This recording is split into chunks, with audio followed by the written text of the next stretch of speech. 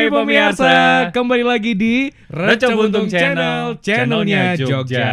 Kali ini pemirsa kembali lagi barengan sama kita berdua, ada Ari Arsa dan Ibra Maulana. Nah, kali ini kita akan kembali ngebawain cerita yang udah ditunggu-tunggu sama pemirsa semua, yaitu cerita horor. Seperti Bukaya Ibra Maulana pemirsa. Terima kasih banyak. Tapi malam hari ini kita punya ceritanya cukup banyak ya Kak ya. Dan ada ini, dua sih. Ada dua cerita ya, dan ini adalah cerita dari pemirsa yang sudah mengirimkan cerita aslinya itu ke emailnya Reco Buntung. Betul sekali. Sebelum kita mulai buat cerita-ceritanya, jangan lupa untuk subscribe di Reco Buntung Channel, kemudian follow sosial media kita, Twitter, Facebook, Instagram. Ya betul banget. Dan juga jangan lupa di like, komen, dan share video kita di seluruh sosial media kamu nih pemirsa, dan nyalain lonceng notifikasinya biar tahu kalau misal kita punya video yang baru. Betul. So let's get to the story.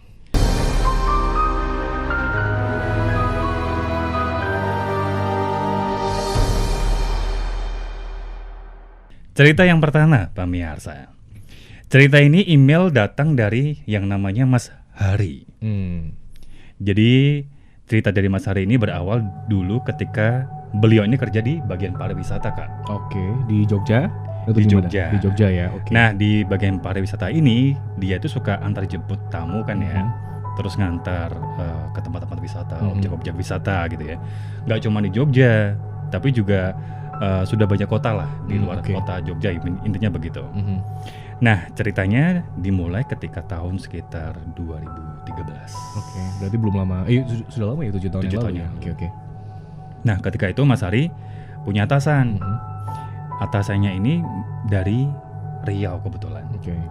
Nah, ketika posisi lagi di Jakarta, waktu itu agak antara siang sore gitulah ya.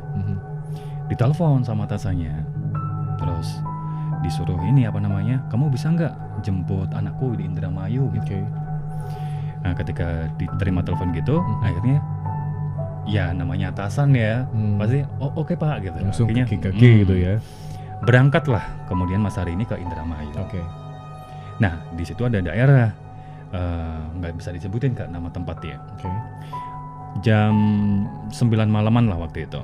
Nah, dia tiba di hutan, sebuah hutan. Hutannya tuh hutan jati.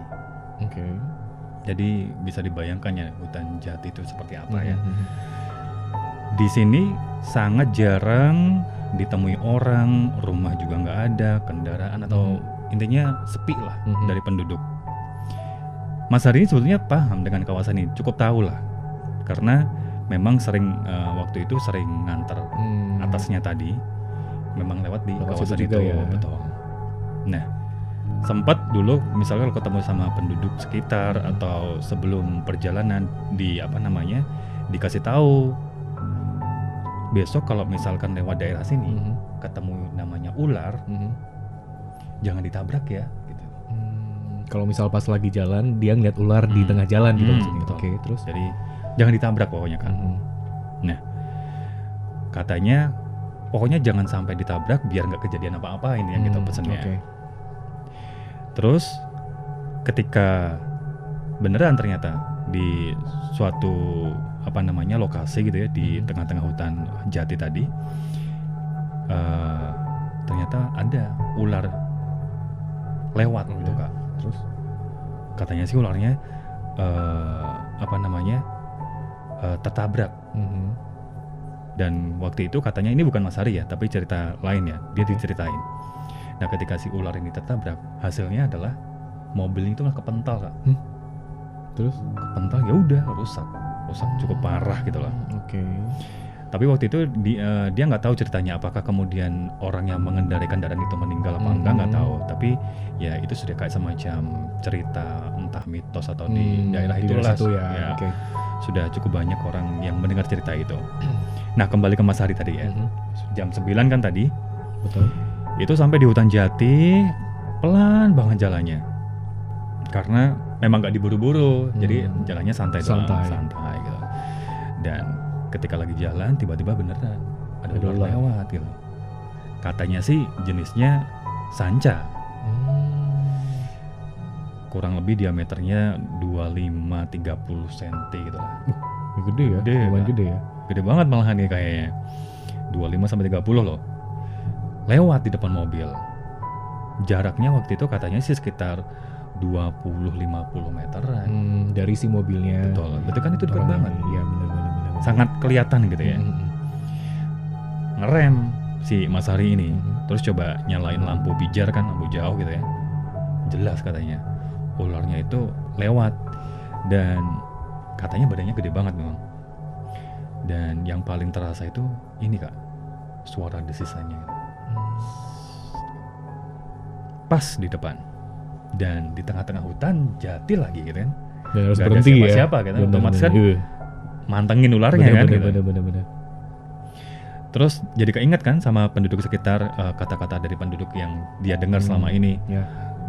Ular yang sangat gede, terus dia keinget kalau jangan sampai ditabrak ularnya. Ya sudah, mungkin perasaan jantung berdegup kencang juga ya, takut gitu ya. Ya sudah, akhirnya karena dia sudah ngerem, nunggu ularnya biar lewat dulu.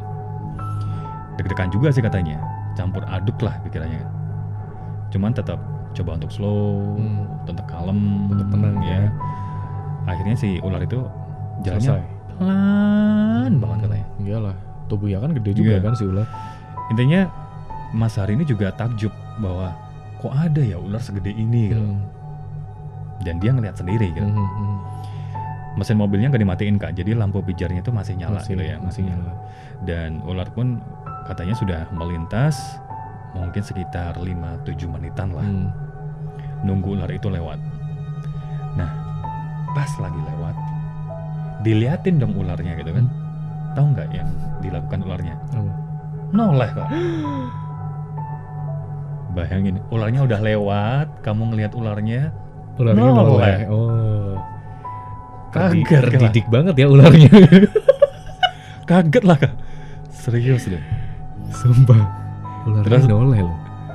Jadi Mas Hari ini ngerasain bahwa aneh aja gitu loh. Iya iyalah. Maksudnya kita ngeliatin ular dari jauh, kenapa sempat-sempatnya noleh gitu ya? Kan jadi dek gitu. Iya. Kayak kepo kali ularnya ya. Kayak ada energi sesuatu gitu loh. Iya benar. Ya waktu itu Mas Hari ini bisa berpikir positif. Mungkin maksudnya adalah si ular tadi mengucapkan terima kasih sudah dikasih jalan. Iya benar. Terima kasih. Jadi dia noleh itu bukan untuk meten-meteni, tidak untuk menakut-nakuti gitu. Iya. Sebagai ucapan terima kasih sebenarnya gitu. Jadi dari cerita ini pun Mas Hari kemudian mengambil kesimpulan kalau ya kita tuh hidup nggak cuman antar manusia, antar tetangga, antar warga gitu ya, tapi juga dengan banyak makhluk ciptaan Tuhan yang lain, yang seperti yang tadi sudah diceritakan. Benar.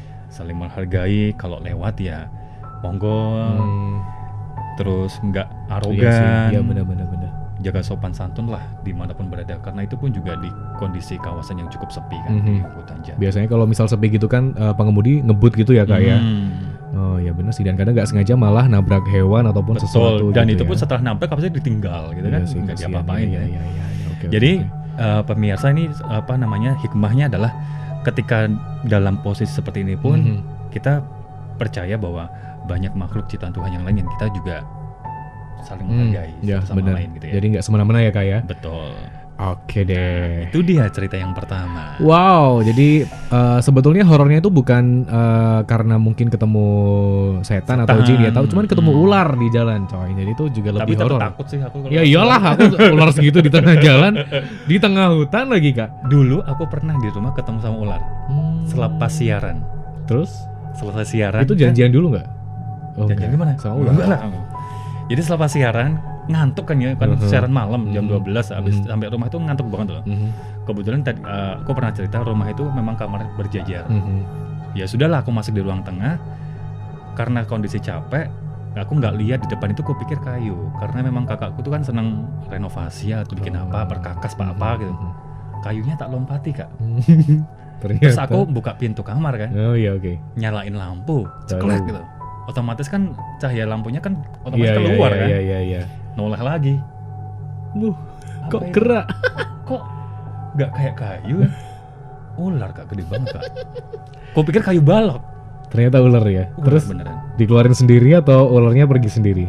Ya udah dong, aku bangunin kakakku sebelah dong. Oh. Terus sama kakakku cuma ditowal-towal doang. lari Biar ularnya. ularnya lari ya. Nggak minta sih aku. Tapi aku dulu juga pernah punya pengalaman di jalan itu ketika pulang siaran malam juga pada saat itu di sini. Rumahku itu kan di daerah Gua Sari Pajangan Kak. Dan itu ketika itu tuh aku ingat bahwa jalan di daerah Bibis pemirsa itu lagi dibenerin dan itu harus muter lewat Gua Selarong. Bayangin, setengah satu malam lewat Gua Selarong dan ketika di tengah-tengah perhutanan juga di situ, itu juga di tengah jalan persis banget itu ada ular yang lagi nyebrang juga. Tapi alhamdulillah sih aku nggak nuwun sewu nggak ngelindes atau nabrak ular itu, tapi malah aku yang hampir jatuh Kak karena menghindari si ular itu. Jadi Menghindari. kaget, Nggak ngerem ya tapi. nggak, ya? aku langsung menghindari, ya. tapi Ngosek. ngosek, ngepot langsung ngepot gitu. Untungnya bisa pemirsa, untung banku baru motor gua gitu. Kamu mau promo ban? Mau promo ban sebenarnya. Jadi kalau pemirsa mau beli ban, Oke pemirsa, itu tadi adalah cerita dari pemirsa yang sudah dikirimkan lewat email. Dan masih banyak cerita-cerita lagi yang lainnya. betul banget. Jadi pemirsa jangan lupa buat nyalain loncengnya ya. Jadi biar tahu kalau misal kita upload video lagi bisa langsung ditonton. Gitu Betul deh banget. pemirsa. Jangan lupa kalau misal pemirsa juga punya konten cerita horor yang menyeramkan, yang bikin kita bulu kuduk merinding gitu ya. Langsung aja kirimin ke Reco Buntung. Siapa tahu nanti cerita yang terpilih akan bisa kita buatin video podcast seperti ini ya Kak Ibra ya. Betul banget. Oke deh, caranya tinggal pemirsa follow semua sosial media Reco Buntung dan di situ sudah dijelasin gimana cara pemirsa untuk kirim ceritanya ke redaksinya kita. Yes. Kalau gitu kita akhiri dulu Kak Ibra di video kali ini. Oke. Akhirnya kita berdua mau pamit dulu nih pemirsa, ada Ibra Maulana dan juga Riarsa. Pareng.